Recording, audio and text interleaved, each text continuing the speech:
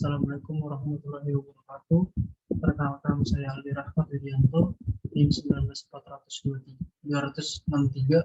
Di sini saya berasal dari jurusan Perbankan Syariah kelas PBS 6B. Di sini saya akan menjelaskan materi tentang arbitrase syariah yang berjudul sengketa dan proses penyelesaian sengketa.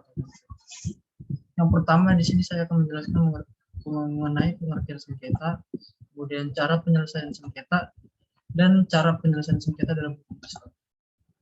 Baik, yang pertama pengertian sengketa. Menurut Kamus Besar Bahasa Indonesia, selanjutnya disebut KBBI. Pengertian sengketa adalah satu, sesuatu yang menyebabkan perbedaan pendapat, pertengkaran, perbantahan. Kedua, pertikaian, perselisihan. Tiga, perkara dalam pengadilan.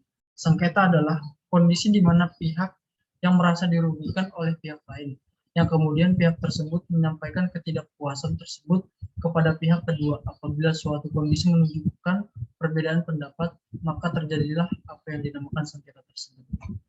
Kemudian selanjutnya, yang kedua yaitu saya akan menjelaskan cara penyelesaian sengketa.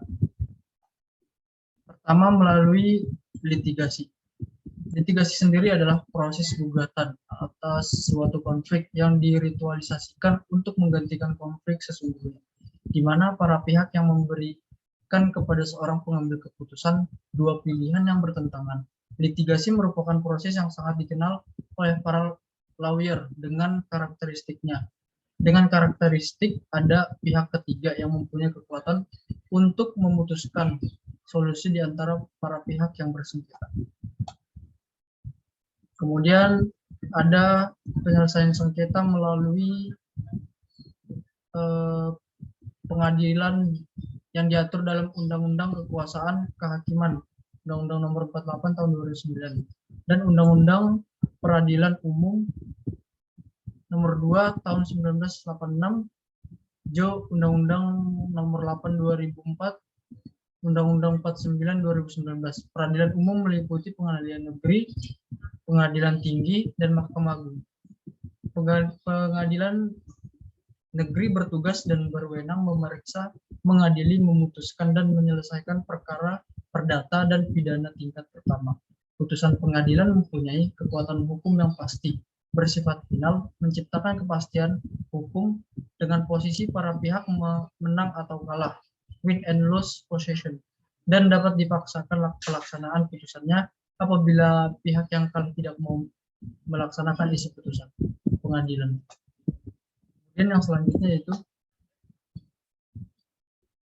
tiga macam kekuatan dalam putusan pengadilan, yaitu kekuatan mengikat. Kekuatan mengikat merupakan sebuah putusan hakim itu mengikat para pihak yang berperkara dan yang terlibat dalam perkara itu.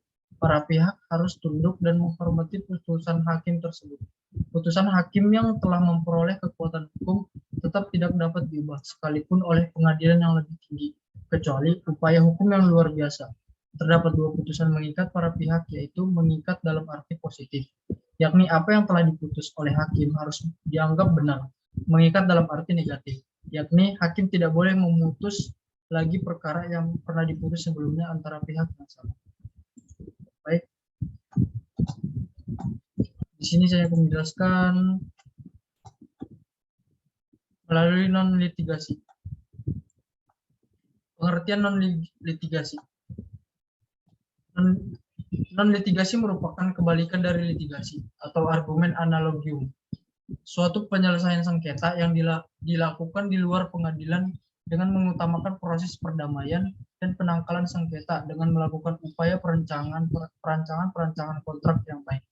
Penyelesaian sengketa secara non-litigasi merupakan proses penyelesaian sengketa yang pada saat ini dianggap paling aman. Adapun penyelesaian sengketa tersebut dilakukan di luar pengadilan yang tetap berdasarkan kepada hukum yang berlaku. Penyelesaian sengketa tersebut dapat digolongkan kepada penyelesaian yang berkualitas tinggi. Penyelesaian sengketa secara non-litigasi adalah penyelesaian masalah hukum secara hukum dan nurani, sehingga hukum dapat dimenangkan dan nurani orang juga tunduk untuk menaati kesepakatan atau perdamaian secara sukarela tanpa adanya yang merasa kalah karena masing-masing pihak sama-sama merasa keputusan yang dihasilkan adalah keputusan yang menguntungkan, membedakan antara penyelesaian sengketa di luar pengadilan dan penyelesaian sengketa melalui pengadilan. Selanjutnya itu konsultasi. Undang-Undang Nomor 30 Tahun 99 tentang arbitrase dan alternatif penyelesaian sengketa tidak memberikan definisi dan prosedur secara perinci terhadap pelaksanaan konsultasi. Penyelesaian sengketa dengan cara konsultasi ini merupakan suatu tindakan bersifat personal antara suatu pihak yang disebut klien dengan lembaga perdamaian lembaga pendamai atau pihak lain yang disebut konsultan yang memberi pendapatnya kepada klien untuk memenuhi keperluan dan kebutuhan kliennya tersebut.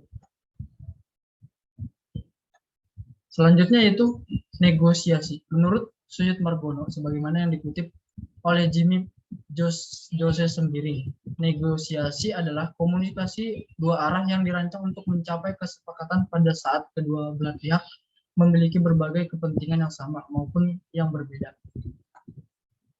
Kemudian ada mediasi. Mediasi berasal dari bahasa Inggris, mediation, yang berarti penengah. Penengah itu yaitu penyelesaian yang melibatkan pihak ketiga sebagai penengah. Penengah dalam mediasi disebut mediator. Selanjutnya, konsiliasi. Konsiliasi berasal dari bahasa Inggris, conciliation, yang berarti pemufakatan. Konsiliasi merupakan suatu usaha mempertemukan keinginan pihak yang berselisih untuk mencapai persetujuan dan penyelesaian. Selanjutnya, penilaian para ahli. Penilaian para ahli adalah upaya yang mempertemukan antara pihak yang berselisih dengan cara menilai pokok sengketa yang dilakukan oleh seseorang atau beberapa orang ahli di bidang tersebut untuk mencapai persetujuan. Kemudian selanjutnya itu cara penyelesaian sengketa dalam hukum Islam. Yang pertama, musyawarah. Penyelesaian sengketa melalui musyawarah adalah penyelesaian permasalahan secara dialogis antara kedua belah pihak yang bersengketa dengan mengutamakan asas kekeluargaan.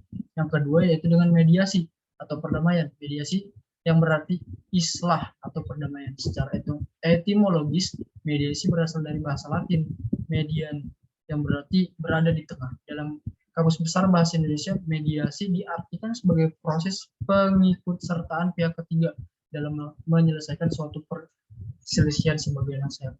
Dan yang ketiga yaitu pengadilan, kode atau al-qada secara harfiah berarti memutuskan atau menetapkan.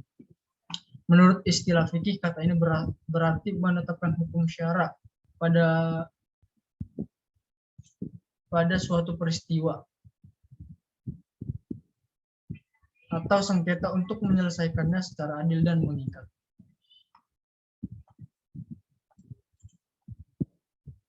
Kesimpulannya yaitu berdasarkan pembahasan di atas dapat disimpulkan bahwa sengketa merupakan suatu situasi di mana ada pihak yang merasa dirugikan oleh pihak lain.